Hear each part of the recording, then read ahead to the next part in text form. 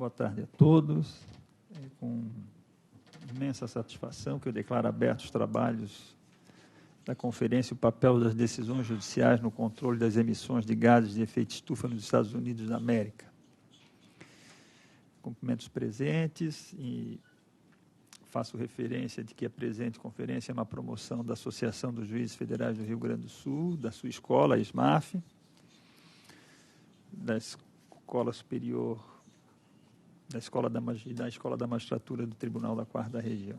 Eu agradeço a presença aqui do desembargador Paulo Afonso Brum Vaz, desembargador Márcio Rocha, o excelentíssimo professor Vicente Barreto, excelentíssimo senhor juiz federal Fábio Vitório Matiello, presidente da Associação dos Juízes Federais do Rio Grande do Sul, da juíza federal substituta Rafaela Martins da Rosa, diretora social da JUFERGS, representando o diretor-geral da Escola Superior da Magistratura e do nosso coordenador científico, ex-presidente da Associação dos Juízes do Rio Grande do Sul, federais, e da Associação dos Juízes Federais do Brasil, o doutor juiz federal Gabriel Tedesco Vedi.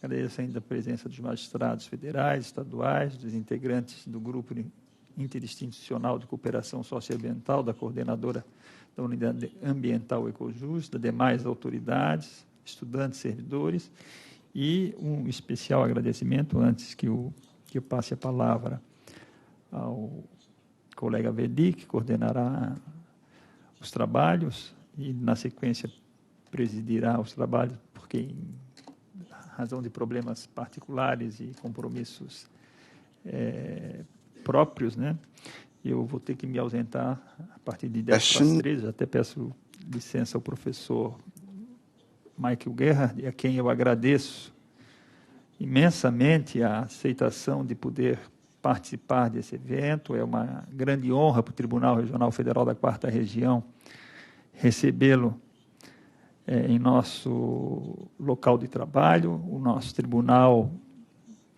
tem se notabilizado em várias áreas, e, em particular, na área ambiental. Nós temos acórdãos e decisões paradigmas que tiveram projeção nacional e internacional, inclusive. Uma delas, a doutora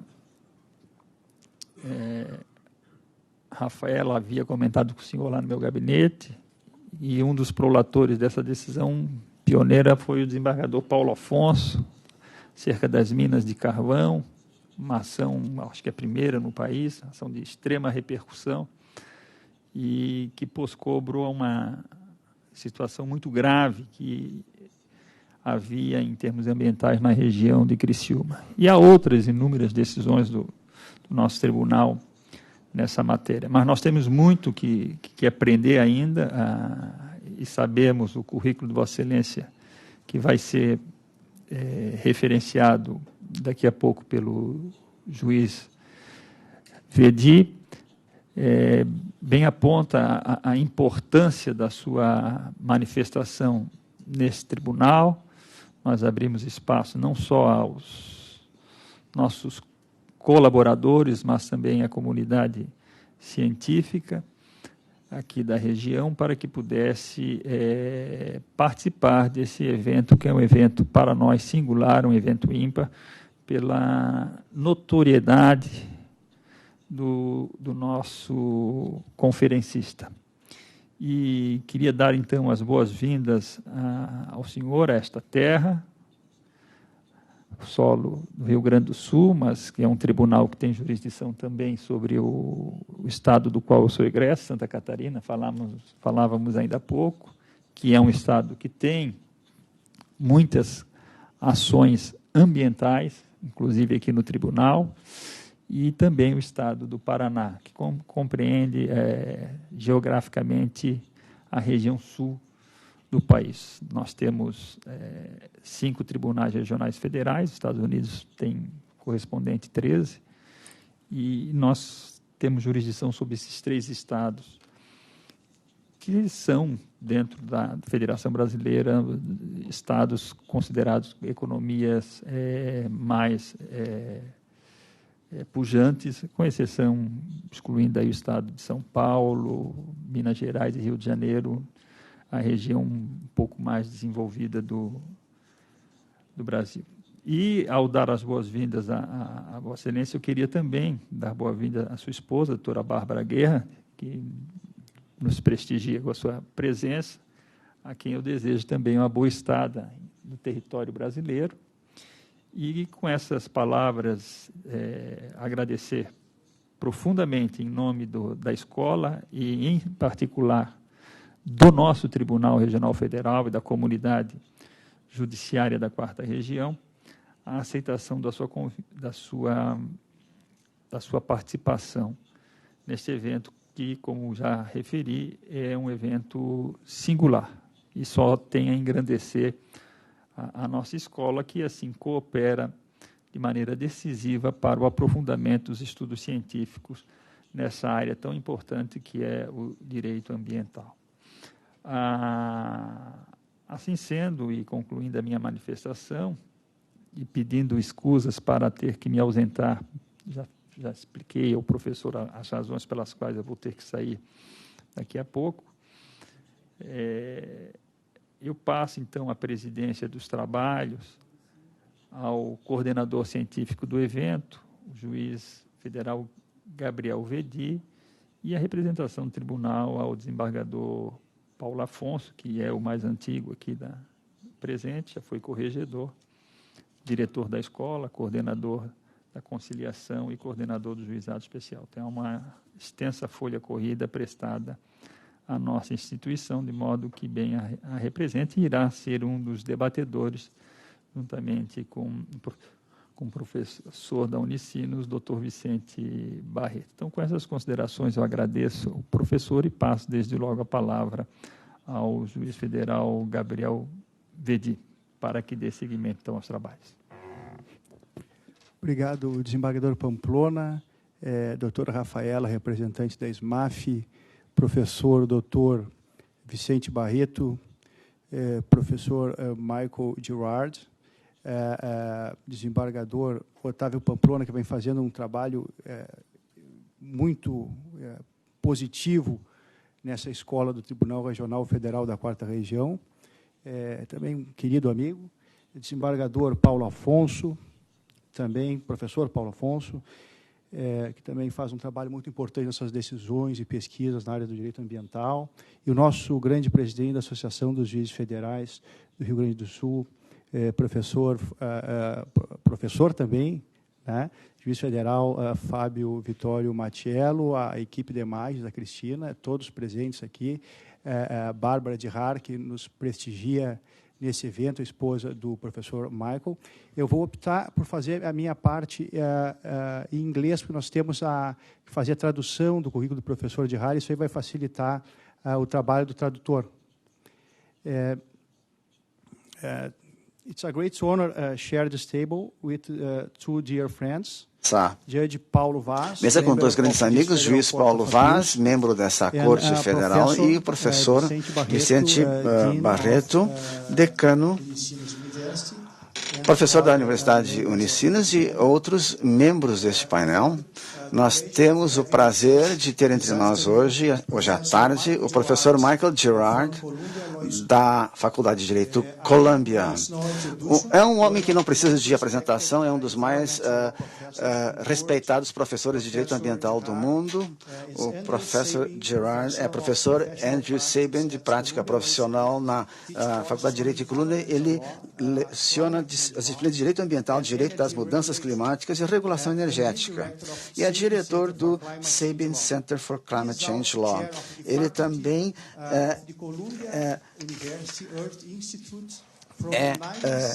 foi diretor do Instituto da Terra da Universidade de Colômbia e atuou como advogado em direito ambiental em Nova York, como parceiro do escritório de advocacia Arnold e Porter de Nova York. Depois de entrar na Faculdade de Direito de Colômbia, ele se tornou continuou sendo sócio desse escritório de advocacia e lidou com muitos processos em cortes, tribunais federais e estaduais. E atuou como consultor em compliance regulatória nos setores privado e público.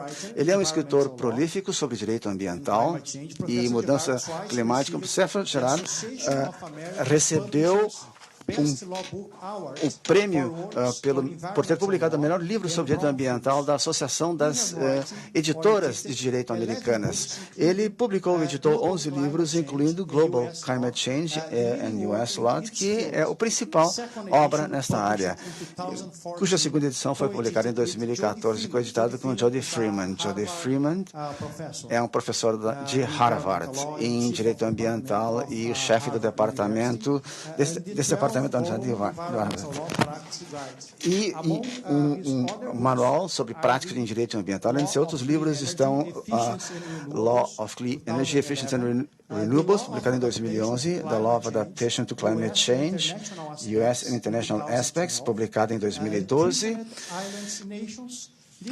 e Threatened Island Nations, Legal Implications of a Rising Sea in a Changing Climate, publicado em 2013.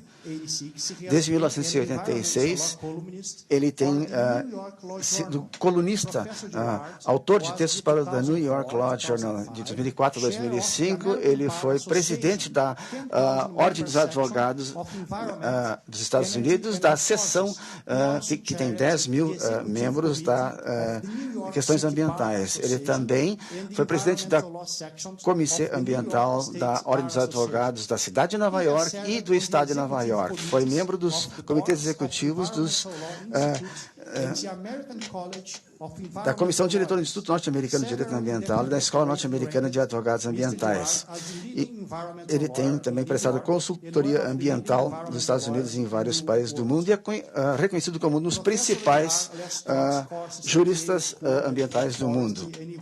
Ele também lecionou na Yale School of Forestry and Environmental Studies e na New York University Law School e foi professor visitante na Universidade de Paris I, Panthéon-Sorbonne. Ele também fez conferências sobre direito ambiental na Grã-Bretanha, na França, na Holanda, na Dinamarca, na Noruega, na Espanha, na Itália, na Ilha de Malta, em Israel, na China, em Taiwan, na Índia, no Japão, no Chile, no Brasil, nas Ilhas Marshall, no Canadá e em todo o território americano. Nesta bela tarde, aqui em Porto Alegre, o professor Gerard vai falar sobre o papel das ações judiciais no controle da mudança climática. Depois da palestra do professor Gerard, eu vou dar a palavra aos membros do painel, professores Paulo Vaz e Vicente Barreto, que vão fazer suas considerações ou perguntas, e depois disso o público terá a oportunidade de fazer perguntas ao palestrante, professor Gerard. Professor Gerard, a palavra é sua. Muito obrigado. Colegas, é uma grande honra para mim vir de Nova York até aqui para falar a vocês. A minha área de pesquisa é o direito ambiental. Vocês sabem que no último dezembro as nações do mundo se reuniram na COP21 em Paris, na Convenção Quadro das Nações Unidas sobre Mudança Climática. Eles atingiram um acordo muito importante. Todos os países do mundo se reuniram e estabeleceram os objetivos para as temperaturas máximas toleráveis, e todos os países assumiram compromissos voluntários em relação ao grau em que eles iriam reduzir suas emissões de gases de efeito estufa. Infelizmente, os compromissos não são nem de longe o suficiente. Mesmo que todos os compromissos sejam implementados, nós ainda teremos níveis inaceitavelmente altos de aquecimento global. E os compromissos não são legalmente vinculantes. Eles não são não há tribunal que possa obrigar o seu cumprimento. Então, vai continuar havendo muitas ações judiciais em torno da mudança climática, tanto por parte daqueles que acham que os governos não estão fazendo o suficiente, quanto por parte daqueles que os governos acham que os governos estão fazendo demais. Então, no meu tema hoje à tarde é o papel dos tribunais e dos juízes no enfrentamento do problema da mudança climática. Nosso centro em Colômbia tem acompanhado todas as ações judiciais relacionadas à mudança climática no mundo e nós constatamos que há muito mais ações judiciais relacionadas à mudança climática nos Estados Unidos do que no resto do mundo combinado. Como vocês podem ver desse slide aqui, até o fim de 2013, havia 420 decisões de tribunais emitidas nos Estados Unidos sobre mudança climática. O segundo país da lista com o maior número de sentenças foi a Austrália, e assim por diante. Então, nós temos muitos advogados dos Estados Unidos e muitos juízes. Então, eu vou começar falando sobre as ações judiciais nos Estados Unidos. Depois eu vou falar sobre as ações judiciais mais importantes no mundo sobre mudança climática, em outras partes do mundo. Como vocês sabem, George Bush foi presidente dos Estados Unidos de 2001 até o início de 2009. O governo dele se recusou a tomar iniciativas na área de mudança climática. Então, grupos ambientalistas ajuizaram muitas ações contra o governo federal, tentando forçar o governo a implementar ações relacionadas à mudança climática. Quando o presidente Obama assumiu o poder, a presidência em janeiro de 2009, isso mudou subitamente. O presidente Obama quis e tem implementado ações relacionadas à mudança climática, então os processos contra o ambiente federal por parte dos grupos ambientalistas pararam em grande parte e começamos a ver muitos processos judiciais ajuizados por indústrias que estavam resistindo às regulamentações que o governo Obama estava impondo. Então, neste gráfico aqui, vocês veem um pico em 2010. Muitas ações foram movidas pela indústria questionando as ações do governo Obama. E esse gráfico termina em 2014. Se ele continuasse até 2015, nós veríamos outro pico de ações judiciais questionando muitas ações adicionais tomadas pelo governo federal. Esse gráfico aqui mostra os tipos de ações, juntando todas. A maior quantidade que nós vemos em vermelho na esquerda são as ações movidas pela indústria, impugnando ações do governo, o que também inclui ações movidas por estados que se opõem às ações do governo federal sobre mudança climática. A parte da direita mostra a lei nacional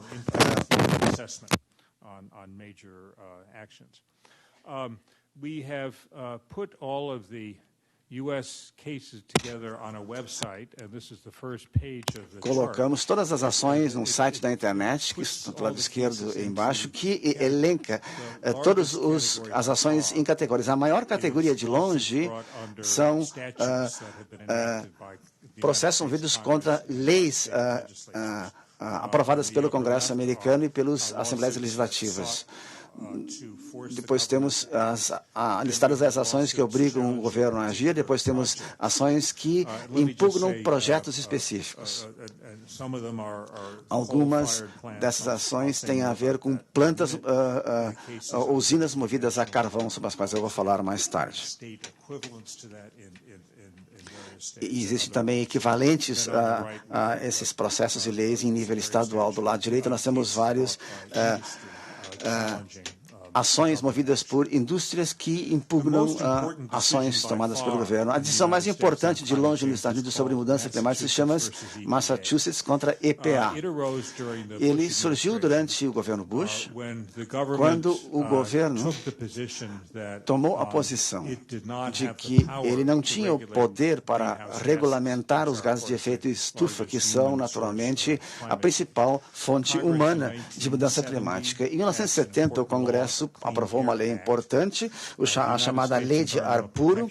A Agência de Proteção Ambiental Americana, a EPA, disse que a Lei do Ar Puro não especificava os gases de efeito estufa como um dos poluidores do ar que deveriam ser regulamentados. O estado de Massachusetts, que tem uma grande costa, processou a EPA, e também outros estados fizeram isso, sustentando que, na verdade, a lei do ar puro autorizava a EPA efetivamente a regulamentar a emissão de gases de efeito estufa. Em 2007, a Suprema Corte decidiu a favor do estado de Massachusetts por 5-4 votos e decidiu que aquele lei de fato dá a essa agência o poder de regulamentar os gases de efeito estufa.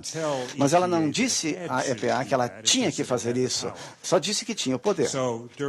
Então, durante o restante do governo Bush, muito pouca coisa aconteceu, mas quando o presidente Obama assumiu a presidência em janeiro de 2009, ele determinou que a EPA seguisse em frente e usasse o poder que a Suprema Corte disse que a agência tinha. O primeiro passo foi emitir uma constatação de comprometimento ou de ameaças, uma constatação formal que afirmava que os gases de efeito estufa representavam um perigo para a saúde humana e o meio ambiente.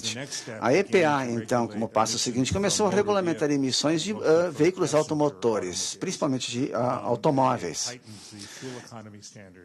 Ela tornou os padrões de emissão de gases de efeito estufa de veículos automotores mais rigorosos. O próximo passo foi regulamentar as emissões provenientes de novas fontes estacionárias, como, por exemplo, plantas ou usinas e fábricas. Tudo isso foi questionado, contestado nos tribunais por indústrias de certos estados. Mais de 100 processos foram ajuizados. Todos foram julgados pela Corte de Apelação no circuito do Distrito de Colômbia, nos Estados Unidos. Então, as ações foram encaminhadas à Suprema Corte americana.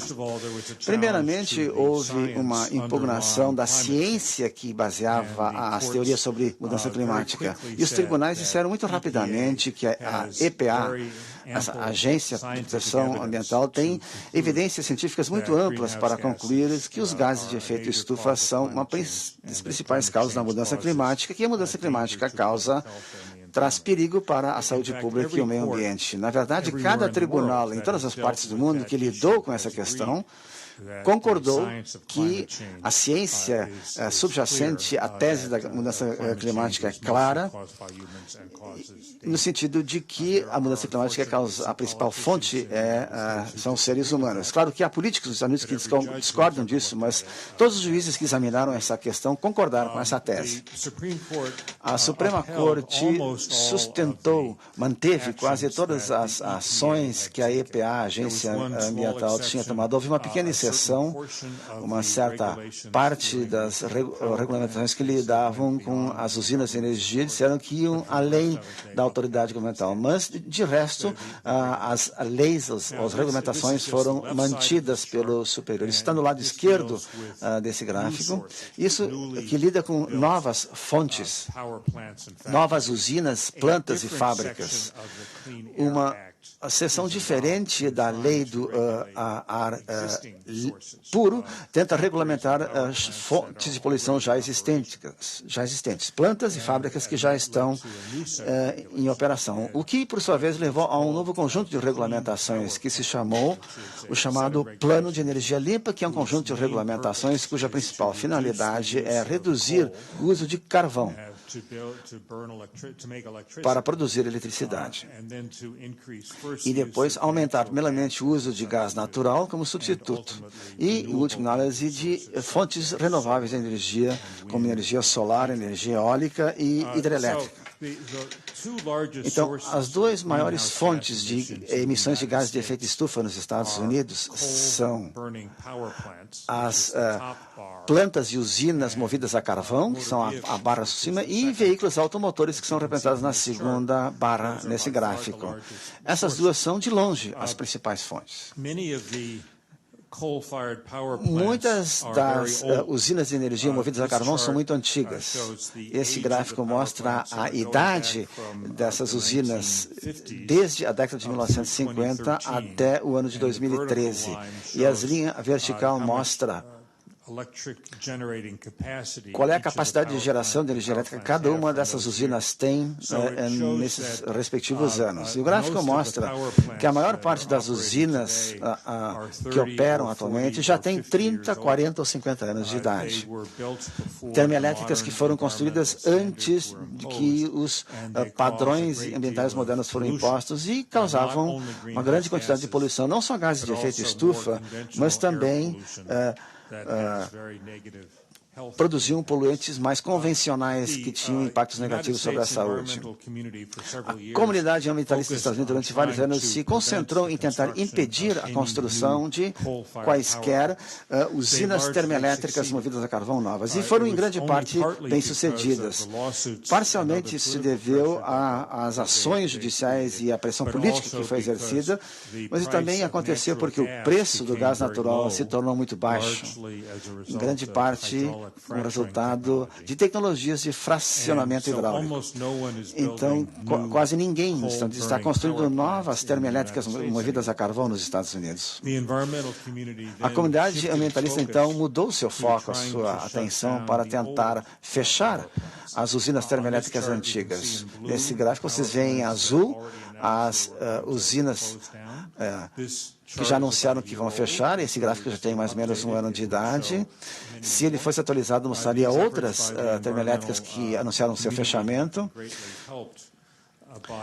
A comunidade ambientalista foi muito ajudada por um dos homens mais ricos dos Estados Unidos, o Michael Bloomberg, que foi prefeito de Nova York durante 12 anos, mas ele deu uma contribuição de $50 milhões para o Sierra Club, para combater as termoelétricas movidas a carvão.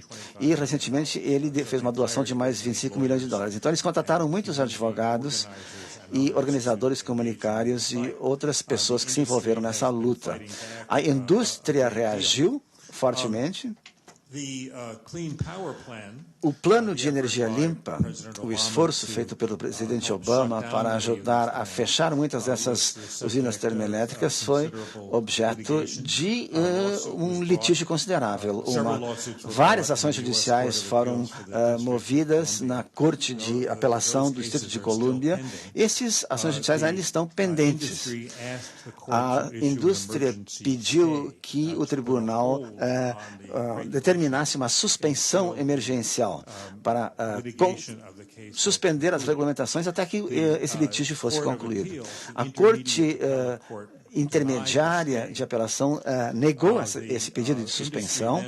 A indústria, então, foi à Corte Suprema americana. E, para o choque e o espanto de quase todo mundo, a Corte Suprema aprovou a suspensão. Essa é a primeira vez que a Suprema Corte jamais concedeu uma suspensão de uma regulamentação que ainda estava sendo apelada pela corte, por uma corte inferior, por um tribunal inferior. Essa decisão foi aplaudida pelas partes dos Estados Unidos que queimam muito carvão, que tem muita mineração de carvão, mas a comunidade ambientalista ficou muito descontente com isso. A decisão foi tomada por uma votação de 5-4. Então parecia uma notícia muito ruim para o plano de energia limpa, que quando a Corte Suprema aceita toma uma decisão com base nos méritos, a maioria da Corte Suprema tomaria decisão contra o plano. Esta aqui é a composição do tribunal. 3 dias depois que essa decisão foi emitida, um dos membros da corte morreu, o ministro Antonin Scalia. Vocês veem, ele está aqui do lado esquerdo na foto, ele era um dos membros mais conservadores da Suprema Corte. Então, a suspensão continua em efeito, mas em vez de ter uma maioria clara de 5-4 votos, os conservadores e os liberais do tribunal agora estão empatados, 4-4. Há 3 horas atrás, o presidente Obama anunciou a sua nomeação do sucessor do ministro Antonin Scalia, que é um juiz atuante na Corte de Apelos chamado Merrick Garland. Eu achei isso muito interessante, porque durante muitos anos, como juiz, ele disse, eu fui sócio da Escritório de Advocacia, e esse juiz que acaba de ser nomeado também era sócio da Escritório de Advocacia antes de ser nomeado. Ele é um homem brilhante. E eu espero que ele se saia muito bem. Entretanto, mesmo antes dessa nomeação, os líderes republicanos no Senado, o Senado americano agora é controlado pelos republicanos, anunciaram que eles não aprovariam qualquer juiz nomeado pelo presidente Obama, independentemente de quem seja. Eles nem sequer iriam se encontrar com o juiz nomeado. Então, vamos ver o que vai acontecer. Acho que nós vamos assistir a uma luta política acirrada nos Estados Unidos a respeito de se o Senado vai sequer levar em consideração essa nova nomeação para a Suprema Corte. Os republicanos disseram que o próximo presidente que deveria decidir quem vai ser o próximo ministro da Suprema Corte. E, como vocês sabem, a próxima eleição presidencial dos Estados Unidos será em novembro deste ano, e agora parece que houve algumas primárias ontem, agora parece muito provável que os 2 candidatos serão a democrata Hillary Clinton e o republicano Donald Trump. Eles estão em extremos completamente opostos do espectro político. E o resultado, o desfecho dessa eleição vai determinar muitas coisas, incluindo o destino do plano de energia limpa. Hillary Clinton disse que daria continuidade às políticas do governo de Obama, e Donald Trump disse que ele iria fechar o plano de energia limpa e talvez até abolisse a Agência de Proteção Ambiental. Eu devo dizer que um dos momentos mais difíceis na minha carreira como advogado foi alguns anos atrás. Eu derrotei Donald Trump numa ação judicial de direito ambiental, mas se ele se tornar o presidente, então eu vou estudar português e procurar um emprego por aqui. Então, nós vamos saber em novembro, com o resultado qual será o resultado dessa eleição, e ela vai determinar muitas coisas. Eu vou pular esse slide aqui, aliás, vou pular vários slides. Vou continuar aqui. Então, todas as ações que eu mencionei até agora dizem respeito a leis escritas, especialmente a lei do ar puro. Existe também um processo judicial sobre o Common Law, que busca exigir às usinas a reduzir suas emissões através de ordem, ou então que procuram obter indenizações monetárias de usinas produtoras de energia e empresas que trabalham com combustíveis fósseis. Mas num caso chamado American Electric Power versus Connecticut, isso não é uma decisão para os tribunais, e sim uma decisão para as agências administrativas. Ou seja, quando o Congresso aprovou a lei do ar puro, isso deu à Agência Ambiental Americana a autoridade exclusiva para decidir quais são os níveis apropriados de emissões de gás de efeito estufa. E os tribunais não deveriam criar suas próprias regras sobre os níveis apropriados.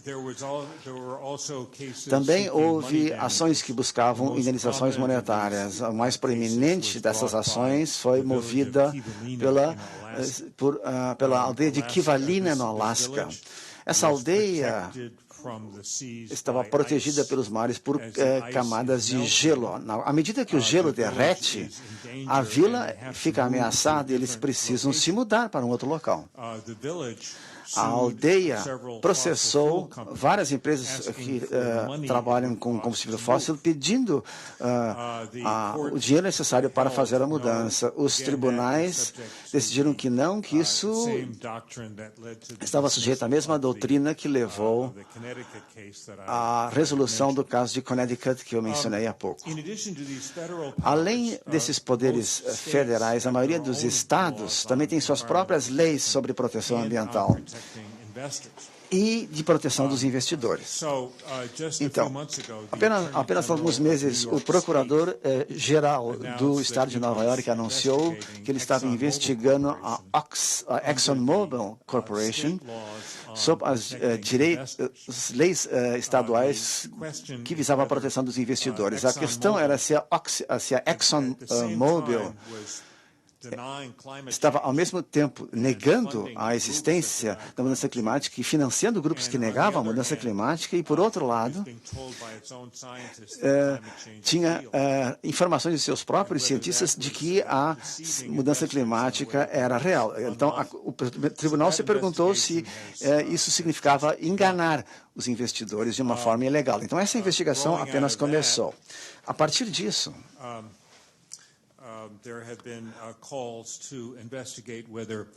houve conclamações para investigar se as empresas petrolíferas poderiam, pelo menos a Exxon, ser responsabilizadas sob uma lei americana chamada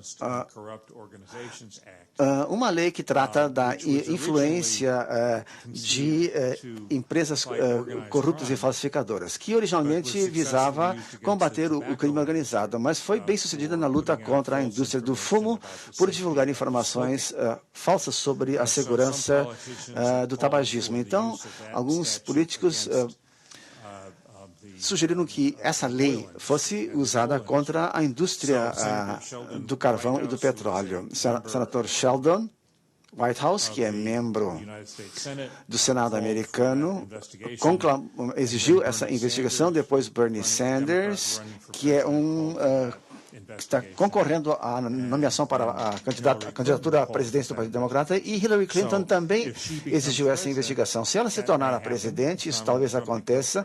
Se Donald Trump for o presidente, está claro que isso não vai acontecer. Então, essas são as ações americanas. Mas há também algumas decisões muito importantes que foram emitidas num grande número de processos judiciais ajuizados fora dos Estados Unidos. E o mais interessante deles está localizado na Holanda. Uma organização sem fins lucrativos chamada Fundação Urgenda, que significa Agenda, 800 cidadãos da Holanda processaram o governo holandês numa corte distrital em Haia. Eles sustentaram que os planos do governo holandês eram fracos demais para enfrentar a mudança climática. O governo holandês disse que iria forçar a redução da emissão de gases de efeito estufa na Holanda na ordem de 17%. A União Europeia tinha um objetivo de 20%.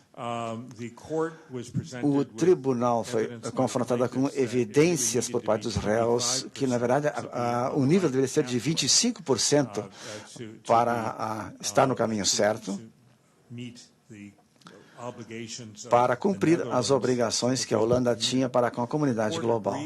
O tribunal concordou com os autores da ação, determinou que o governo holandês elevasse o nível de redução para 25%. Bom, essa decisão foi muito controvertida, houve um debate no parlamento holandês sobre se deveria recorrer ou não. Então, foi tomada a decisão de propor um recurso, e essa questão agora está pendente. Alguns pesquisadores dizem que o Tribunal de Primeira Instância holandês foi além de sua autoridade ao dizer que os objetivos da União Europeia eram fracos demais, baixos demais. Então, vamos ver ainda o que vai acontecer com este recurso.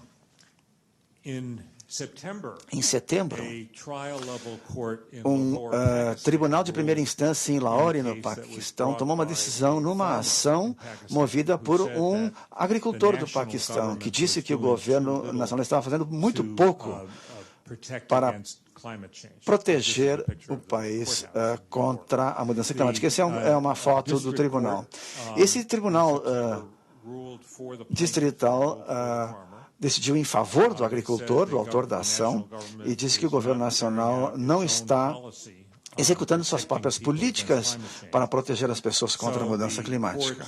Então, o tribunal criou uma comissão especial para propor métodos de como se poderia cumprir a política. E o tribunal também nomeou os membros da comissão, provenientes de vários ministérios do governo e representantes da academia e de organizações não governamentais. Essas duas ações judiciais, essas duas decisões em que os autores da ação ganharam a causa, estão inspirando muitos outros processos judiciais no mundo inteiro. Então, na Bélgica, uma ação semelhante ao caso da Holanda foi ajuizada, está nos seus estágios iniciais. Na Nova Zelândia, uma estudante de direito moveu uma ação contra o governo da Nova Zelândia, usando essas mesmas teorias. Um agricultor no Peru abriu um processo num tribunal alemão contra a RWE, que é a maior empresa de produção de geração de energia elétrica da Alemanha, dizendo que as emissões de gás de efeito estufa por parte dessa empresa estavam tornando as mudanças climáticas piores, e ele sustentou que os glaciares do Peru estão se derretendo por causa desses gases de efeito estufa, e que isso está causando dano ao agricultor, no caso, o autor da ação. Então, o processo diz que aquela empresa alemã produtora de energia, RWE, estava causando um determinado percentual de emissões globais dos gases de efeito estufa e que a empresa deveria passar a pagar o percentual dos danos que estava causando aquele agricultor em função do derretimento dos glaciares.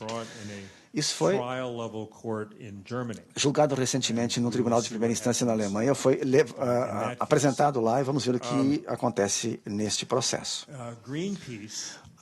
O Greenpeace anunciou que está prestes a processar o governo da Noruega por aprovar a exploração de petróleo no Ártico. E a alegação será que isso viola a Constituição da Noruega. E o direito que a Constituição estabelece, direito a um meio ambiente limpo, por permitir a perfuração de poços que vão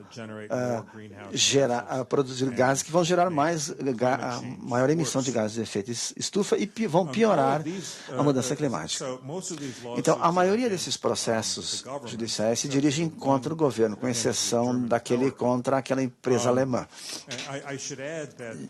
produtora de energia. Eu deveria acrescentar que tanto aquela ação na Holanda se baseava parcialmente no dever do cuidado que o governo deve a seus cidadãos, mas o tribunal também citou várias teorias do direito internacional sobre direitos humanos e do direito europeu sobre direitos humanos e também doutrinas de direito internacional, como, por exemplo, o princípio da precaução e também o dever para com gerações futuras, bem como a decisão contra a produção de poluição transfronteiriça. A decisão no Paquistão usou muitas das mesmas teorias para se embasar. O Greenpeace também ajuizou uma petição, apresentou uma petição à Comissão de Direitos Humanos das Filipinas, apelando para teorias semelhantes de direitos humanos, dizendo que os maiores emissores de carbono, dióxido de carbono, violaram os direitos humanos dos cidadãos das Filipinas ao fornecer esses combustíveis fósseis que causam mudança climática, que, por sua vez, causa dano aos cidadãos das Filipinas. Eles estão solicitando que a Comissão de Direitos Humanos emita uma recomendação ao governo nacional para que tome medidas. A própria Comissão de Direitos Humanos em si não tem o poder para conceder indenizações monetárias ou emitir ordens. Só pode fazer recomendações. Mas é isso que a Comissão está recomendando. Ela está baseando suas teorias, em parte, neste estudo aqui e numa série de outros estudos que examinaram todas as empresas produtoras de combustíveis fósseis no mundo e examinaram as suas histórias empresariais, as fusões e aquisições que ocorreram ao longo de muitos anos, para verificar não só qual era a quantidade de gás natural e carvão e petróleo extraído por essas empresas, mas também o que vinha dos seus predecessores corporativos. E com isso, esse estudo calculou a quantidade total de combustíveis fósseis que essas empresas extraíram. E a partir disso, foi calculado o total de emissão de gases de efeito estufa provenientes daqueles combustíveis fósseis. Isso não devia ter acontecido. Bem, seja como for, isso aqui já é quase meu último slide, mas o que ele mostra é uma lista de empresas atuantes na área de carvão, gás e petróleo no mundo inteiro, que eram as maiores fontes da emissão ou da produção de combustíveis fósseis. A Chevron estava no topo da lista, depois ExxonMobil é o número 2, Saudi Aramco, da Arábia Saudita, estava na terceira posição e assim por diante. Então, a alegação é que essas empresas são responsáveis pela mudança climática e deveriam pagar por isso. As teorias jurídicas não estão claras. Não existe tribunal que tenha decidido ou sentenciado que as empresas de combustíveis fósseis sejam responsáveis pelos gases de efeito estufa causados pela queima dos combustíveis que elas criam, produzem. As empresas de combustíveis fósseis vão dizer que essas medidas e ações foram completamente legais e, na verdade, foram incentivadas por políticas governamentais. A maioria dos governos tem uma política para incentivar o uso de combustíveis fósseis e eles construíram estradas e rodovias e dão permissão para a construção de usinas de energia e muitas outras coisas. Mas essas teorias estão sendo propostas agora e apresentadas em alguns tribunais e nós vamos ver o que vai acontecer com elas, como é que a história vai continuar. Como um assunto afim, o Acordo de Paris, alcançado em dezembro passado, exigiu basicamente um fim do uso de combustíveis fósseis na segunda metade deste século, porque essa é a única forma pela qual será possível ficar dentro dos objetivos de temperatura, porque se nós continuarmos a queimar combustíveis fósseis, a menos que tenhamos uma forma de capturar, tirar os gases de efeito estufa do ar, isso vai acarretar um grau intolerável de aquecimento e mudança climática. O Acordo de Paris afirmou que, como objetivo, mas não tem um mecanismo vinculativo. Então, vamos ver o que vai acontecer nos próximos anos. Finalmente, a maioria dos países do mundo declararam um direito a um ambiente limpo, seja em suas constituições nacionais, seja em acordos internacionais dos quais são signatários. Os Estados Unidos e o Canadá são duas exceções a isso. Mas a maioria dos outros países, de fato, tem isso incluído na sua Constituição, pelo que eu sei também o Brasil. Então a questão é, será que serão movidas ações em outros países do mundo, já que foram bem-sucedidos até agora na Holanda e no Paquistão, solicitando que as tribunais declarem sob as constituições nacionais e outros corpos legislativos relevantes que o tribunal declare que os governos têm uma obrigação sob a lei para fazer mais para reduzir os gases de efeito estufa, já que parece que o Acordo de Paris por si só não será suficiente para resolver o problema. Talvez, por causa disso, talvez vejamos um maior número de pessoas recorrendo aos tribunais para atingir esse objetivo. Muito obrigado pela atenção de vocês. Thank you, Professor Girard, for your brilliant lecture. We very appreciate. Da qual gostamos muito. Eu gostaria de fazer uma pequena pergunta ao senhor sobre a diferença entre ações baseadas em lei escrita e em leis baseadas no common law. I'm going to explain why I'm asking this question, because we often learn in the... O direito americano é baseado em precedentes, mas, na realidade, o direito ambiental americano existem muitos estatutos no direito ambiental americano, principalmente depois do governo Nixon, nos anos 70, apesar de ser um republicano, né? Então, a maioria dos casos, na verdade, ambientais e de mudanças climáticas são, sim, altamente embasados em legislação que é aplicada pela agência federal norte-americana, a EPA, e também pelo Poder Judiciário em determinadas situações. Não sobra muito para o Poder Judiciário, porque a EPA decide várias coisas, mas isso é importante, né? Que se tem essa noção, o professor de Harvard vai explicar muito melhor que eu.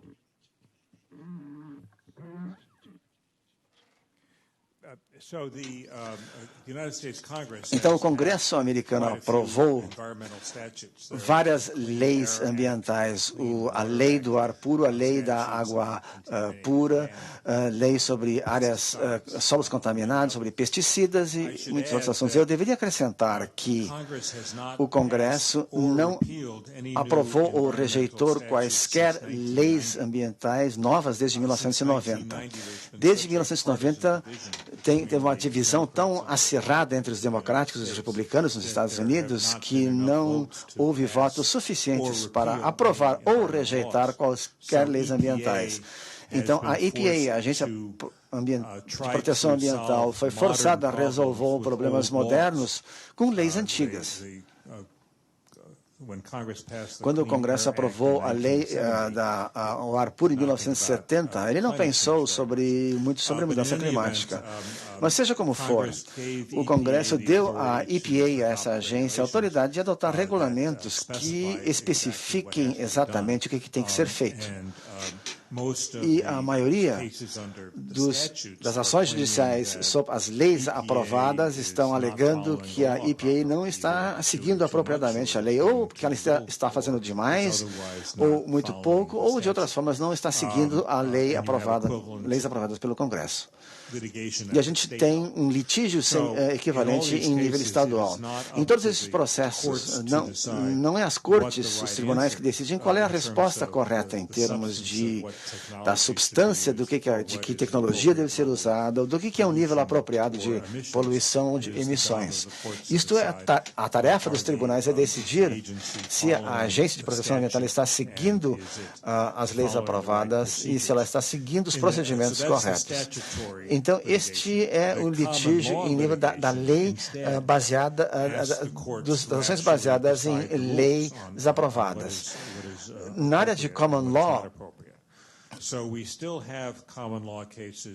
os tribunais devem decidir. Então, nós ainda temos, por exemplo, processos sobre a common law, sobre odores que causam perturbação, por exemplo, e não existe leis aprovadas, leis escritas que definam claramente quanto odor é demais. Então, os tribunais que vão ter que decidir se uma determinada fonte está causando uma quantidade, um nível intolerável de odor.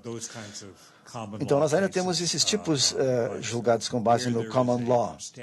Mas onde existe uma lei aprovada, uma lei escrita que regulamente um problema específico, geralmente são as agências que devem administrar essas leis escritas para tomar as decisões corretas. Professor e desembargador federal, Professor amado amigo, Associate Justice, Professor Paulo Afonso, has now the comentários, floor.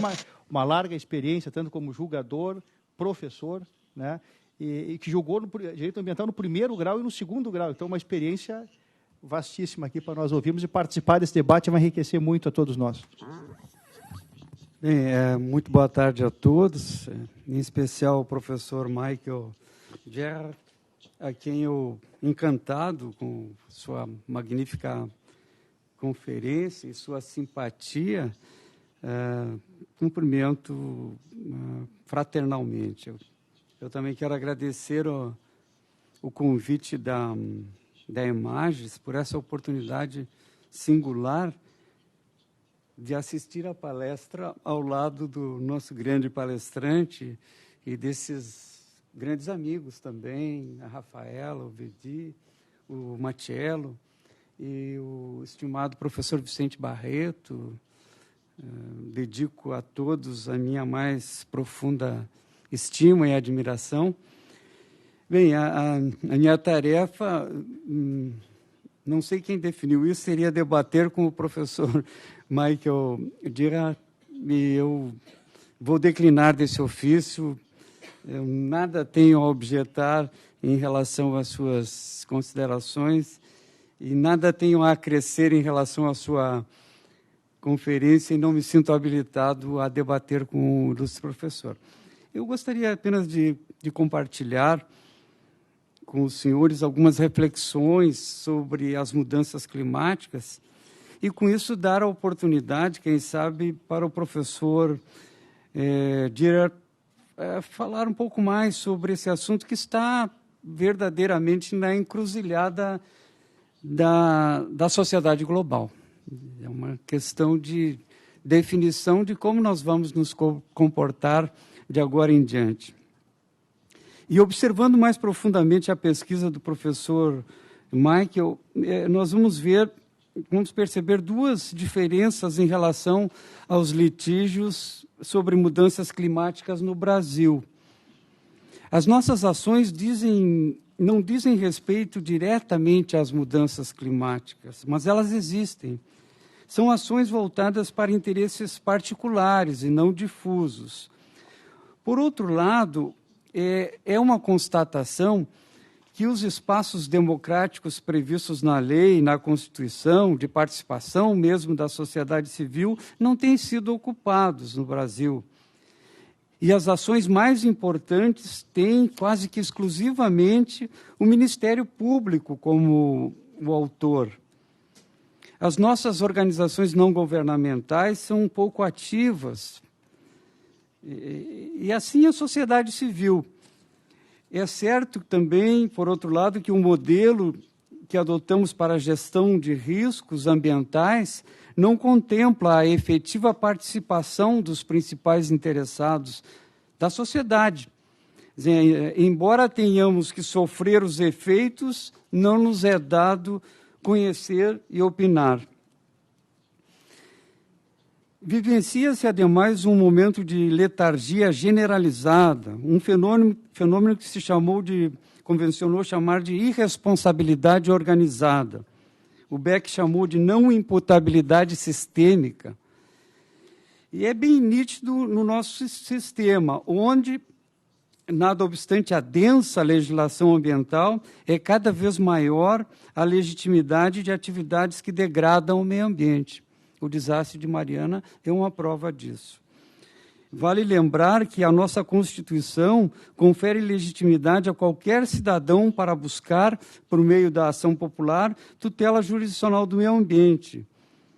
E às entidades associativas, a lei atribui a legitimidade para propor ação civil pública. Também que qualquer pessoa, ao tomar conhecimento de uma infração ambiental, poderá apresentar representação às autoridades do CISNAMA. No entanto, no Brasil, a sociedade parece que se quedou em um estado de letargia que a faz aceitar como inevitável a prejudicialidade, como se houvesse perdido a perspectiva de procura do bom e do saudável. Vê-se com clareza, por parte de empreendedores, do poder público e da sociedade, uma atitude que o sociólogo português Boaventura de Sousa Santos chamou de futuricida, de celebração do presente e assunção da morte do futuro. E mesmo aqueles que detêm o conhecimento técnico das causas e consequências das mudanças climáticas, restrito uso fazem desse conhecimento.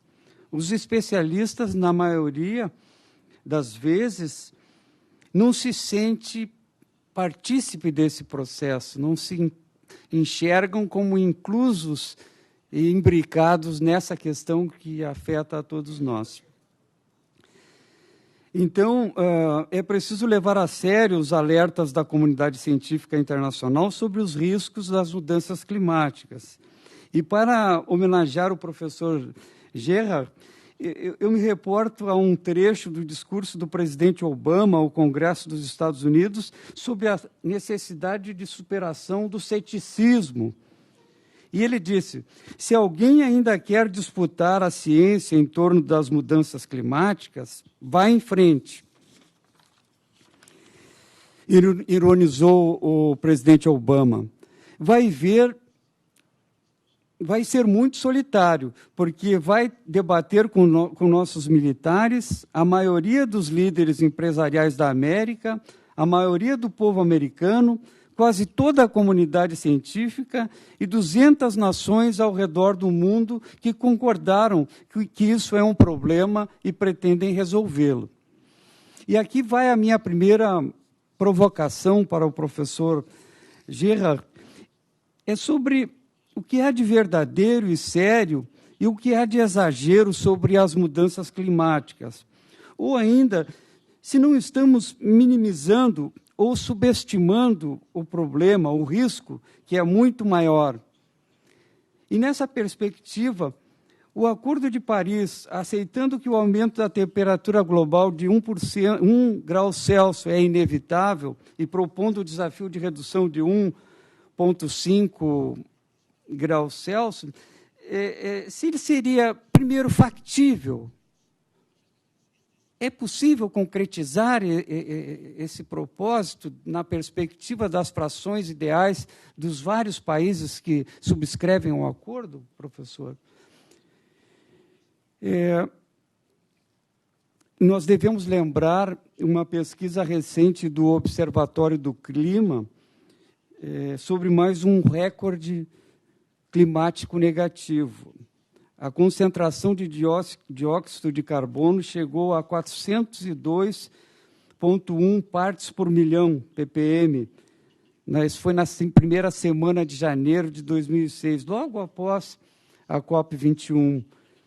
Esse índice foi registrado no laboratório de Mauna Loa, no alto do vulcão que tem o mesmo nome, no Havaí, onde os cientistas americanos medem a variação na concentração do principal gás do efeito estufa. Como fica no meio do oceano, em tese, em princípio, é um local adequado, em princípio limpo e adequado para essa medição das concentrações de CO2 na Terra. O segundo questionamento, eu vou fazer os 3 questionamentos, se o professor não conseguir alcançar, eu posso repetir, mas para eu não perder o fio da meada, o professor referiu essa decisão da Suprema Corte dos Estados Unidos, que a pedido de 27 estados e de outras empresas privadas, suspendeu o ambicioso plano do presidente Barack Obama, o Power Plan Clean, Plano de Energia Limpa, para limitar as emissões de poluentes das centrais térmicas. Esse era o pilar da política do Obama para lutar contra o aquecimento global. Eu pergunto em que medida essa suspensão, que não diz respeito ao mérito ainda, irá impedir que os Estados Unidos cumpram a sua quota parte no Acordo de Paris.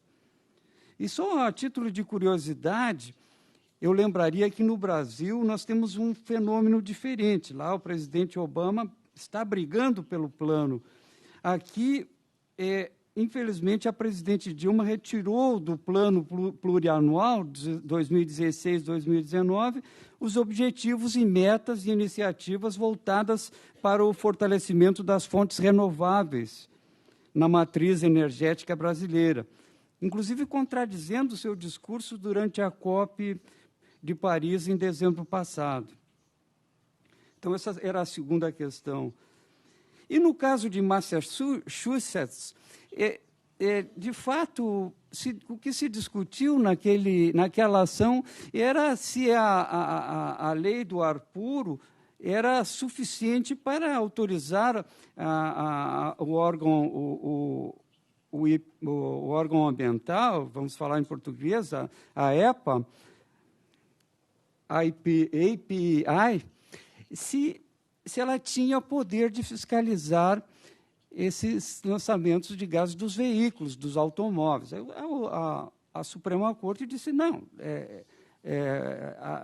esse órgão ambiental federal não pode se esquivar dessa responsabilidade, inclusive porque Massachusetts está situada estrategicamente numa situação de risco, né?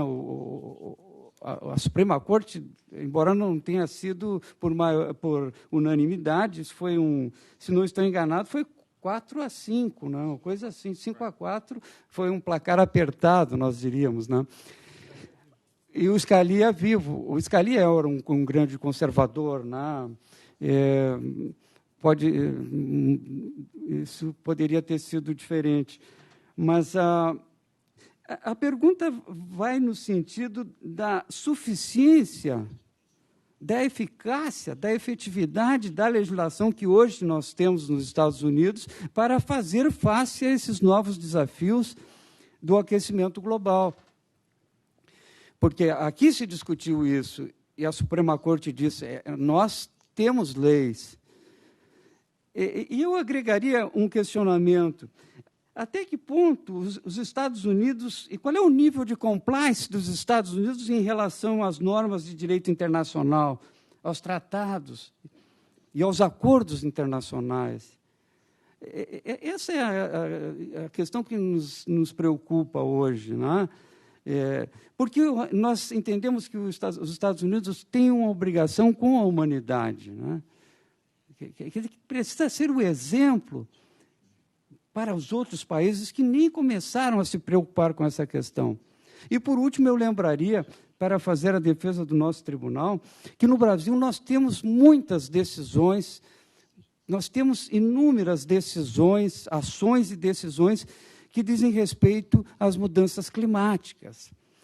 Pelo perfil dessas ações, que tem outra conotação mais privada e não de natureza difusa, muitas vezes fica difícil você fazer um levantamento.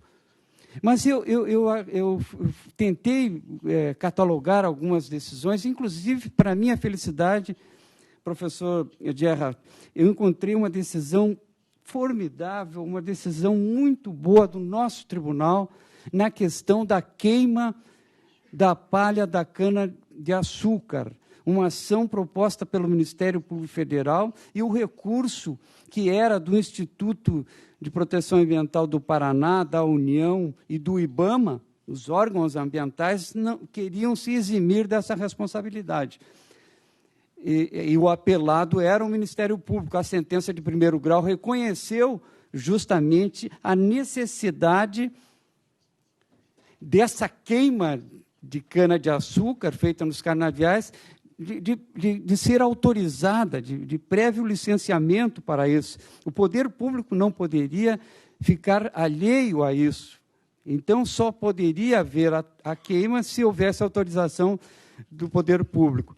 E a nossa terceira turma, eu vejo agora a desembargadora Marga chegando, foi relator o desembargador federal Thompson Flores, a desembargadora Marga julgou, foi unânime, e reconheceu justamente isso, fazendo expressa referência à questão das mudanças climáticas. Foi dito lá, naquele julgado exemplar, com efeito, a queima dos canaviais impacta significativamente o meio ambiente e a saúde da população, projetando seus efeitos deletérios não só nas imediações dos canaviais, mas também a distâncias consideráveis, inclusive por contribuir para o efeito estufa, entre outros. Também não se pode olvidar que a questão referente ao lançamento de carbono na atmosfera é uma questão colocada na pauta mundial, sobre a qual os países, inclusive o Brasil, debruçam-se e discutem a adoção na ordem internacional de tratados para a redução desse tipo de poluição.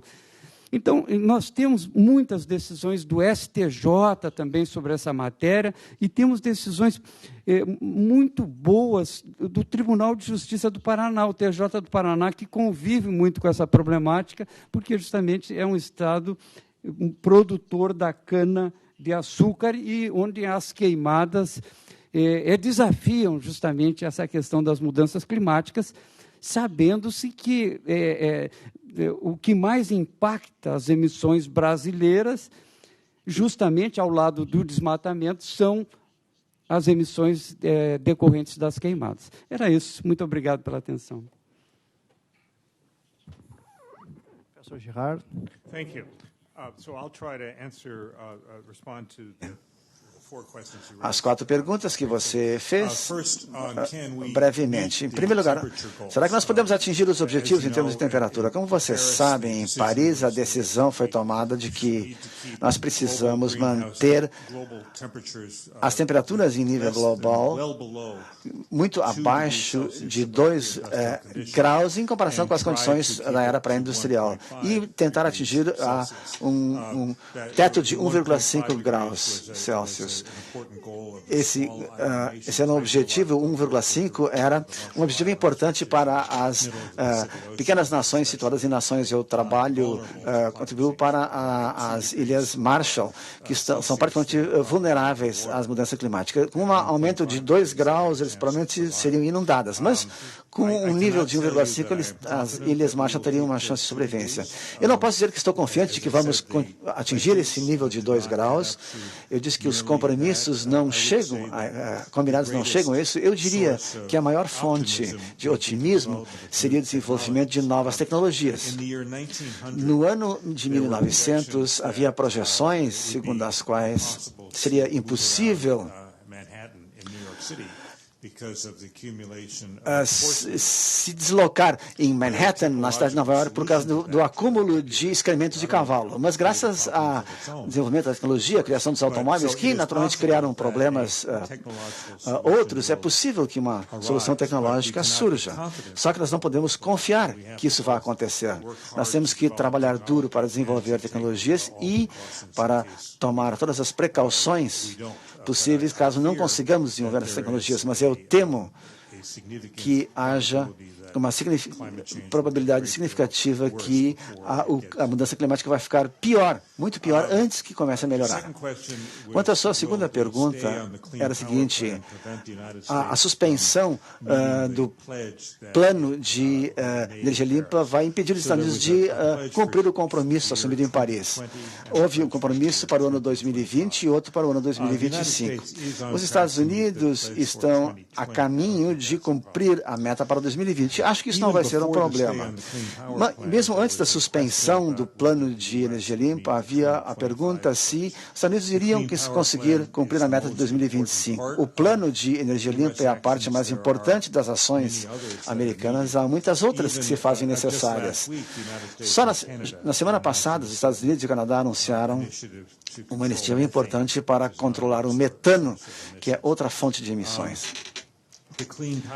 O plano de energia limpa é um elemento importante. Se ele for suspenso, em última análise, isso vai tornar as coisas mais difíceis. Há autoridades jurídicas adicionais que a EPA não usou. O nosso centro em Colômbia recentemente publicou um relatório sobre uma outra seção da lei do ar puro, que dá à agência outras autoridades. Então, se um democrata for eleito presidente,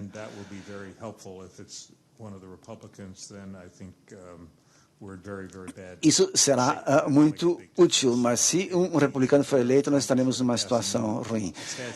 Seria até melhor que o Congresso aprovasse uma nova lei, mas isso também não aconteceu ainda. Quanto àquela ação Massachusetts contra a EPA, embora a Suprema Corte tenha declarado que o lei do ar puro dá à EPA o poder de regulamentar as emissões de gás de efeito, nas diferentes sessões mas há restrições sobre como isso deve ser feito. Essa decisão, por parte da Suprema Corte, dizia respeito especificamente só à seção que falava das emissões provenientes de automotores, veículos automotores. Mas a EPA foi em frente e sobreviu isso.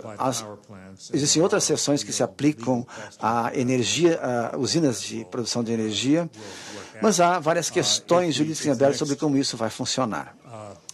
Se o próximo ministro da Corte Suprema for nomeado por um presidente democrata, isso aumenta a probabilidade de que as ações já tomadas vão sobreviver.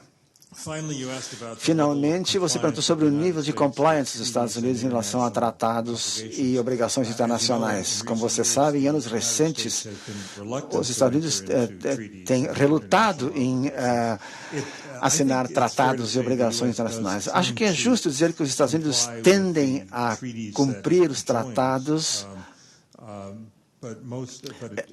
da qual ela é signatária, só que ela não assina muitos tratados, e a maioria dos tratados que assinou são muito vagos e genéricos. Os Estados Unidos ratificaram a Convenção Quadro das Nações Unidas sobre Mudança Climática de 1992, mas suas obrigações vinculativas tinham mais a ver com a apresentação de relatórios e monitoração. Os Estados Unidos não ratificaram o Protocolo de Quioto, por isso não estão vinculados a ele. Por fim, eu gostaria de dizer, eu achei interessante a sua descrição da decisão da queima do bagaço da cana-de-açúcar. Eu achei aquilo muito interessante. Se houver uma versão em inglês, eu teria interesse em ter acesso a ela. Obrigado, professor Gerard. Professor, you can translate and send to Judge Paulo Afonso. Okay. Eu gostaria de registrar a presença do desembargador Márcio Rocha, aqui conosco, da nossa ex-presidente do TRF4, desembargadora federal Marga Tessler, e do desembargador Fernando Quadros da Silva, ambos doutores em Direito, professores também de Direito Ambiental, Direito Público. É uma grande honra tê-los aqui conosco. Professor Vicente Barreto, my dear friend, the Dean of Unicinos University, that's written a book about Universidade Unicinos, que está escrevendo um livro sobre bioética. Por favor, faça seus comentários ou perguntas. Primeiro, agradecer o convite para participar dessa mesa e de ouvir o professor Gerhard, que foi para mim uma experiência extremamente significativa. Eu não sei porquê, eu acho que foi um certo devaneio do nosso coordenador científico, o Dr. Gabriel Vedi, de me colocar aqui como debatedor. Jamais eu teria condições de conhecimento mínimas como debatedor de uma conferência tão rica quanto essa do professor Gerhard.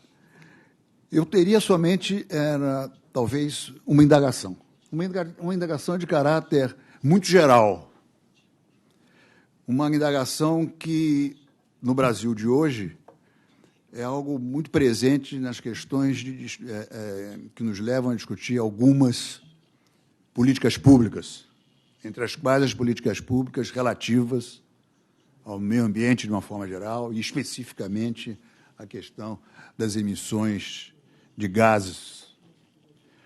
Porque, professor, o Brasil é um país muito estranho. São políticas públicas, na verdade, esquizofrênicas, que nós temos um lado e um outro no mesmo contexto, no mesmo órgão de controle. Vocês têm posições absolutamente contraditórias e que variam de dia para dia, não é?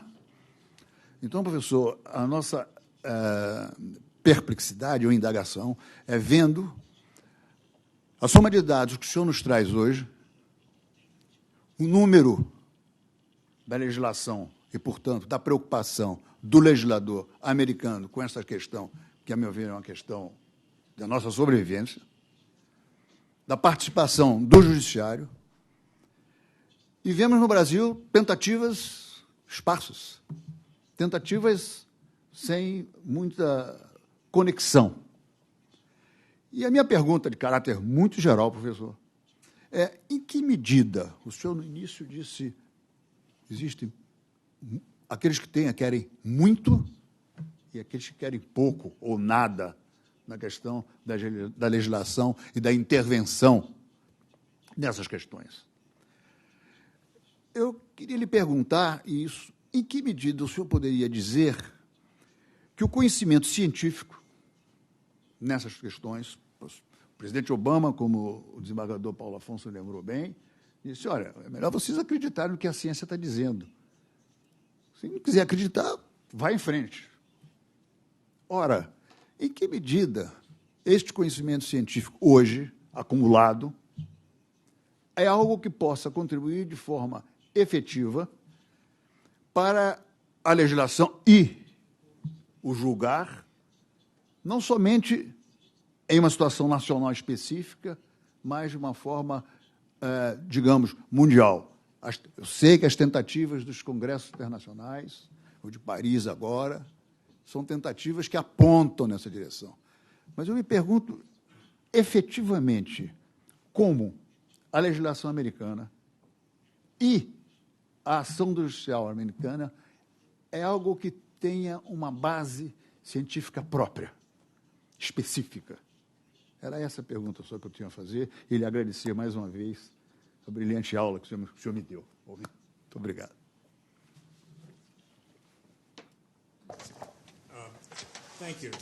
Muito obrigado. Existe uma base científica muito sólida para essas decisões que estão sendo tomadas nos Estados Unidos. No nível internacional, nós temos o painel intergovernamental de mudança climática, que é uma agência das Nações Unidas, que reúne as informações científicas que vêm do mundo inteiro e apresenta novos relatórios periódicos resumindo essas informações. No nível nacional, nós temos a nossa Academia Nacional das Ciências, que estuda todas essas informações. Depois, existe uma lei que criou a chamada Avaliação Climática Nacional, que é um esforço feito por várias agências, órgãos governamentais americanos para combinar suas informações. Então, existem muitas informações científicas autoritativas disponíveis. Ainda há incertezas. Há incertezas quanto ao grau, o ritmo da mudança, com quente a atmosfera vai ficar. Alguns dos mecanismos ainda não estão plenamente compreendidos. Mas existem muitas informações disponíveis e eu acho que informações suficientes para fundamentar decisões. Nós nunca temos informações perfeitas sobre quaisquer questões difíceis. A gente sempre tem um certo grau de incerteza. Mas o grau de incerteza, neste caso, acho eu, é tão baixo que não deveria ser usado como base para não agir. Infelizmente, nós temos nos Estados Unidos, não sei a respeito da situação em outros países, mas nos Estados Unidos nós temos algumas forças políticas que não se importam com a ciência. Eles só se importam com a política e os políticos nem sempre estão dispostos a tomar ações. Eu não acho que a falta de informações científicas constitua uma barreira importante para ações que possam ser tomadas nos Estados Unidos. Isso tem mais a ver com a política, com a economia e com outras forças que interferem ou atrapalham o uso das informações científicas nessas decisões. Thank you, Professor Gerard. Professora Gerard. Você teria algumas questões para fazer ao professor Gerard? Does audience has any questions to Professor Michael Gerard? Questions to ask to Professor?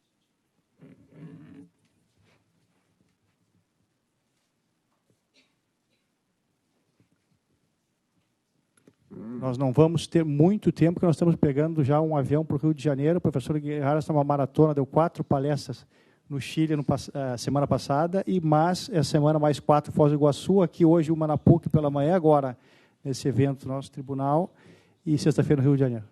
Nós teremos aí pelo menos 10, 15 minutos aí para as perguntas. Professor, foi uma honra ouvi-lo, né, estar presente. Meu nome é Cíntia Mua, eu sou juíza de Direito e coordeno a Unidade Ambiental do Tribunal de Justiça do Rio Grande do Sul. Eu gostaria de ver na experiência estadunidense como os tribunais, não só no papel de dizer o direito, mas de dar o exemplo na preservação do meio ambiente, que iniciativas nós temos neste sentido. Tá? E também vendo uma dificuldade do nosso sistema jurídico nacional, que emblematicamente se mostrou na questão do caso Mariana.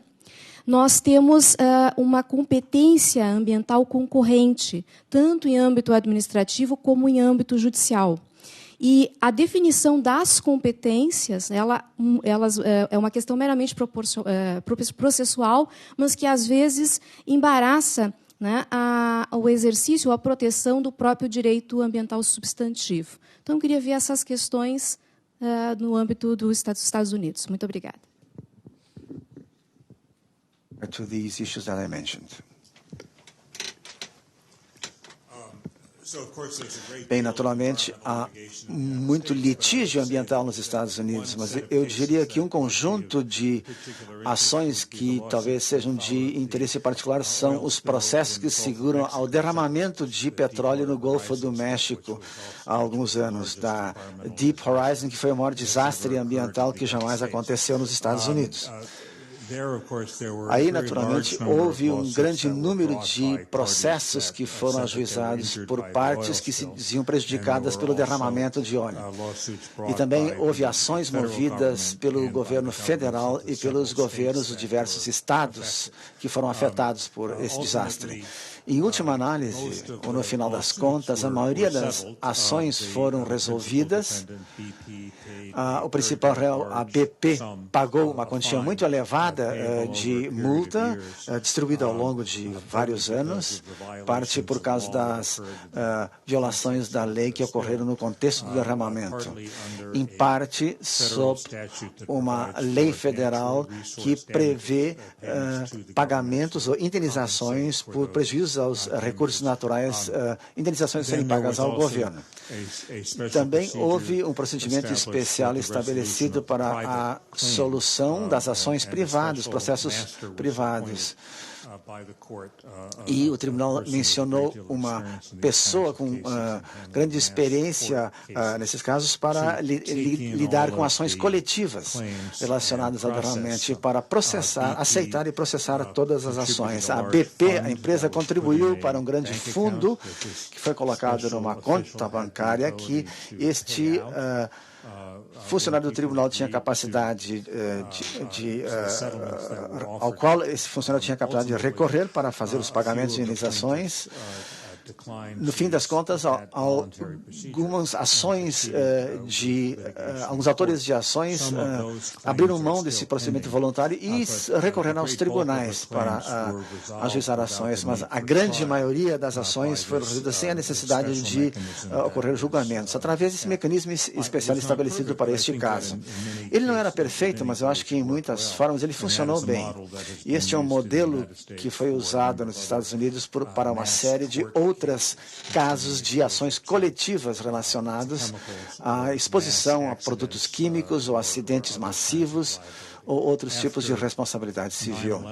Depois do 11 de setembro, da destruição do World Trade Center por parte de terroristas, houve muitas ações e processos movidos contra os proprietários daqueles imóveis e contra o governo. E os métodos que eu mencionei antes foram bastante eficazes para resolver a maioria dessas ações. Conseguiu responder sua pergunta? Era isso que você queria saber? Boa tarde, professor Michael Gerard. Uma satisfação ouvi-lo. Meu nome é Bruno Cristófoli, eu atuo na área ambiental, sou advogado há mais de 6 anos e terminei recentemente meu mestrado em Direito das Mudanças Climáticas. Eu gostaria de provocar o professor a falar um pouquinho sobre a sua opinião em relação às ações promovidas tanto na Holanda quanto no Paquistão, em relação à responsabilização do Estado por reduzir, a sua opinião, por reduzir as emissões de gás de efeito estufa, e também em relação à ação do peruano contra a empresa alemã, para que ela fosse condenada a indenizar por essas pelas suas emissões de gases de efeito estufa.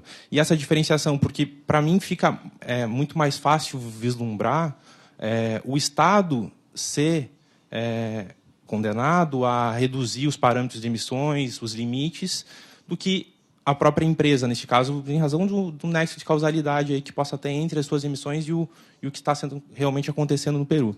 No Brasil, a gente teve, há um tempo atrás, uma ação que foi promovida contra a Lufthansa, a companhia alemã aérea, para que ela compensasse as emissões atmosféricas pelos seus voos, mediante plantação de árvores e outras formas de compensação, e essa ação não foi adiante. O judiciário entendeu que não era o caso, não havia uma exigência legal nesse sentido. Então, acho que em relação a empresas isso realmente é mais complicado.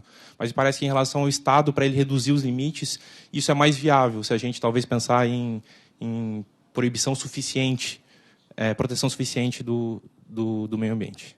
Era isso.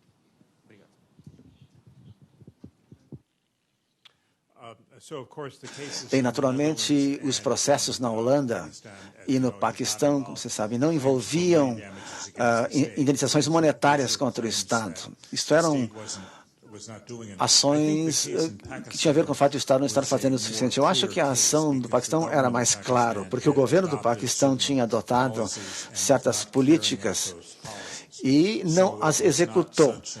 Então, não era um processo tão incomum para que o tribunal constatasse, definisse que o governo devia fazer mais para implementar as políticas que tinha adotado. Já o processo da Holanda é mais difícil, porque ele levanta questões muito importantes sobre a separação de poderes e sobre quem deveria tomar essas decisões técnicas. Na Holanda, foi o tribunal que tomou a decisão altamente técnica a respeito do que é um nível apropriado de emissões de gases de efeito estufa. Como indiquei, a Suprema Corte americana rejeitou esse tipo de alegação. E como pessoa que favorece um meio ambiente limpo, eu fiquei contente com o resultado do processo na Holanda. Não sei se ele estabeleceu os limites apropriadamente, os limites entre o papel dos tribunais e dos órgãos administrativos, mas eu não conheço a lei constitucional, a Constituição da Holanda, então eu não posso dizer se há doutrinas que deveriam ser aplicadas nesse caso. Mas se falamos sobre indenizações monetárias, em ações voltadas contra emissores de gases de efeito estufa, contra empresas, isso levanta questões muito difíceis sobre como resolver esse caso. Quem são os autores da ação? Esse agricultor peruano está requerendo indenizações. Então, qualquer outra pessoa no mundo que também sofre em função da mudança climática também deveria ter condições de obter indenizações. Além disso, o que fazemos para gerar eletricidade a partir do carvão?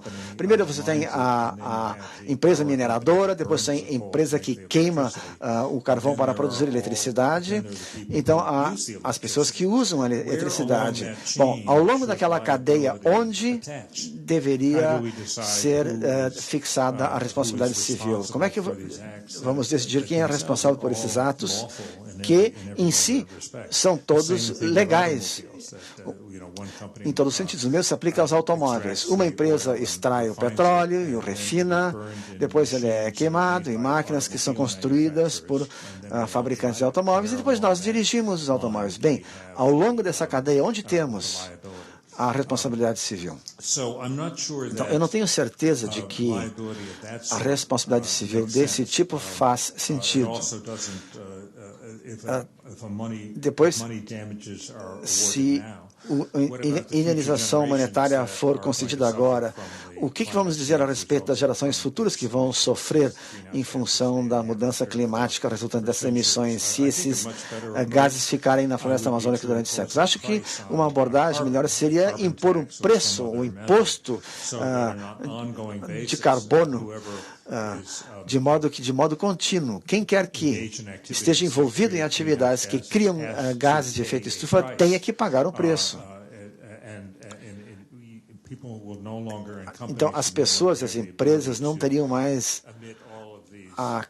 condições de admitir a emissão de todos esses gases para a atmosfera gratuitamente, sem pagar nada. Eu acho que esse preço ou imposto, tributo sobre o carbono, seria uma forma muito melhor de dar às empresas e aos indivíduos incentivos para reduzir suas emissões e poderia criar um fundo que poderia ser usado para ajudar a reembolsar as vítimas da mudança climática. Então, acho que isso é um método muito melhor. Eu gostaria de registrar aqui a presença da doutora Cíntia Mua, também membro do CONAMA, juíza estadual, também faz parte do FONAMA, né, e também da presidente da Comissão de Direito Ambiental da Ordem dos Advogados do Brasil, a doutora Marília Longo do Nascimento, também presente, prestigiando a OAB, também aqui prestigiando o nosso evento. Posso fazer? Por gentileza, professor. Muito obrigado pela sua conferência. O senhor é um estudioso desse tema, e eu vou lhe fazer uma pergunta. Nós somos servidores estaduais, federais, e temos alguma militância na questão ambiental local. De uma maneira geral, os ambientalistas, e o senhor se inscreve dentro dessa estirpe, são militantes que lutam pela causa ambiental por suas convicções pessoais, morais. Eu lhe pergunto, o senhor tem tempo ainda para fazer a sua militância ambiental? O senhor tem alguma intervenção na sua cidade, no seu bairro? O senhor acredita que a intervenção dos cidadãos tem alguma coisa a contribuir com a questão da melhoria climática? Obrigado.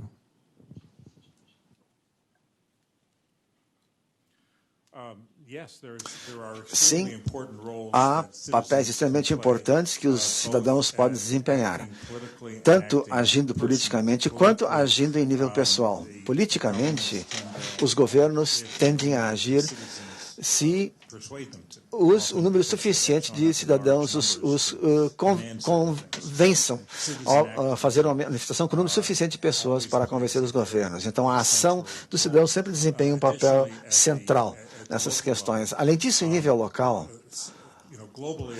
você sabe, globalmente, cerca de 70% dos gases de efeito estufa são causados pelos combustíveis fósseis. Um dos maiores consumidores de energia são os prédios. As decisões sobre o consumo de energia dos prédios e a eficiência energética geralmente são tomadas em nível local, por governos locais, municipais.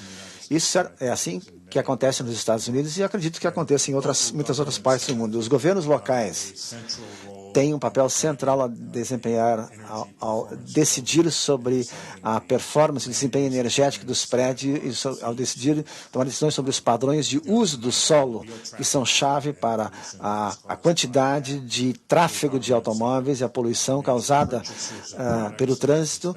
Os governos locais também compram muitos produtos, eles podem especificar que aparelhos e veículos que eles compram devem ser tão eficientes quanto possível. E os governos locais também estão na linha de frente da luta contra a mudança climática que acontece através, por exemplo, de picos de calor ou inundações e outros efeitos da mudança climática. Geralmente é a tarefa dos governos municipais ou locais se preparar para esses casos. Então, acho que há um papel muito central para os governos locais na luta contra a mudança climática de várias formas diferentes. Meu nome é Daniela Jacobi, eu trabalho para este tribunal, na terceira Câmara. Parabéns por sua palestra. Eu gostaria de fazer a seguinte pergunta. Porque ano passado eu estava estudando numa universidade americana, Washington College of Law, na capital, e eu li seu artigo intitulado Get Ready for Climate Change Refugees. Prepare-se para refugiados em função da mudança climática. Gostaria que o senhor aprofundasse essa questão, porque atualmente é muito importante discutir os refugiados em função da mudança climática. Bem, um dos efeitos mais importantes da mudança climática será fazer com que em alguns lugares seja impossível viver. O exemplo mais óbvio, naturalmente, são os estados situados sobre ilhas pequenas que vão ser inundados. Mas outras partes do mundo estão em grande perigo por causa da mudança climática. Bangladesh é o exemplo mais óbvio. Mas também o delta do Nilo, o delta do Vietnã estão em grande risco. Além disso, não é só o aumento do nível do mar que poderia obrigar as pessoas a saírem os locais onde moram, também a seca ou a desertificação também poderia causar isso em algumas partes da África, a área do Sahel na África, que já está sofrendo com esse problema. Outras partes do mundo vão sofrer do derretimento dos glaciares, que são uma fonte de abastecimento de água. Então, ninguém sabe exatamente quantas pessoas serão deslocadas pela mudança climática. Algumas estimativas, segundo as quais, na segunda metade deste século, talvez sejam centenas de milhões de pessoas. E muitas vezes a mudança climática não é o único fator que causa isso, mas ele piora os outros fatores. A crise na Síria ficou pior por causa de uma seca muito longa. E essa seca prolongada, combinada com questões políticas e religiosas, criou enormes dificuldades. Não existe nenhum acordo no mundo sobre o que vai acontecer com essas pessoas que são deslocadas pela mudança climática. Elas não se enquadram na definição jurídica de refugiados, como você sabe, uma das convenções sobre os refugiados. Esse termo refugiado só se aplica a pessoas que fogem de perseguição ou que tenham um medo razoável de ser perseguidas. Nós vimos os eventos horríveis que ainda estão ocorrendo, com as pessoas tentando cruzar o Mediterrâneo em grandes números, vindo da Síria e de outros lugares, se dirigindo à Europa, criando muitas dificuldades políticas na Europa, em termos de onde todas as pessoas irão, mas esse número é apenas uma fração do que vai acontecer em decorrência da mudança climática. Então, acho que o mundo precisa começar a pensar seriamente sobre aonde todas essas pessoas vão ou irão. Não estamos sequer perto de começar a discutir essa questão. Acho que isso é importante por duas razões. Em primeiro lugar, temos que nos preparar para uma situação muito provável e muito grave. Em segundo lugar, quanto mais nos dermos conta da magnitude do problema, tanto mais talvez estejamos motivados a tomar ações, empreender ações sérias agora para diminuir os níveis de emissão de gases de efeito estufa e diminuir o problema. Muito obrigado. It was a historic day ao palestrante e ao público qualificado. Esse foi um dia histórico para esse tribunal, ter o senhor em torno da nossa presença. Muito obrigado mais uma vez.